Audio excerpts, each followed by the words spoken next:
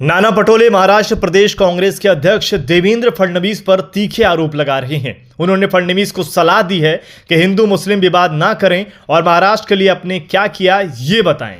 पटोले का आरोप है कि फडणवीस ने भ्रष्टाचार के कारण पैसे की कमी की और चुनाव प्रचार के जरिए सत्ता में आने की कोशिश की, लेकिन किसानों का कर्ज माफ करने के वादे को नहीं निभाया। पटोले ने फडणवीस और भाजपा पर आरोप लगाया कि वे हिंदू मुस्लिम विवाद पैदा कर महाराष्ट्र की शांति को नुकसान पहुंचा रहे हैं। उनका कहना था महाराष्ट्र की जनता यह सब सहेगी नहीं और फडणवीस से सवाल किया कि आरएसएस एक धार्मिक संगठन है, इस पर उनका क्या दृष्टिकोण है। संजय राउत से जुड़े एक सवाल पर पटोले ने कहा कि महाराष्ट्र से ट्रक जाते वक्त इसकी जांच होनी चाहिए क्योंकि महाराष्ट्र का पैसा गुजरात जा रहा है। उन्होंने आगे कहा महाराष्ट्र को गुजरात के हाथों गिरवी रखवाने का काम सरकार कर रही है। फडणवीस के एक ट्वीट पर प्रतिक्रिया देते हुए पटोले ने कहा कि फडणवीस ने जो कहा कि महाराष्ट्र में सत्ता परिवर्तन जरूरी है वही सही है, अब जागने का समय है। उनका कहना था कि भाजपा सरकार ने ओबीसी और किसानों के साथ अन्याय किया है।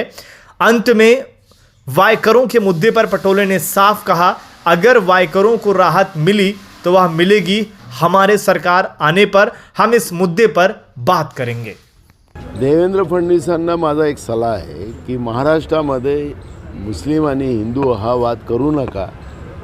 तुम्ही 2.5 वर्षात आणि तुमच्या 14 ते 19च्या काळामध्ये तुम्ही महाराष्ट्रासाठी काय केलं एवढं तुम्ही सांगा।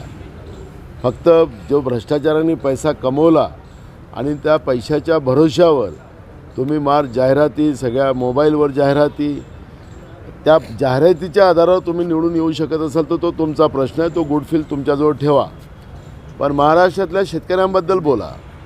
आम्ही आमचे नेते राहुल गांधीजी आणि मल्लिकार्जुन खरगे साहेबांनी सांगितलं की सोयाबीन 7,000 रुपयाच्या क्विंटलच्या भावाने आमचं सरकार आल्यानंतर आम्ही घेऊ।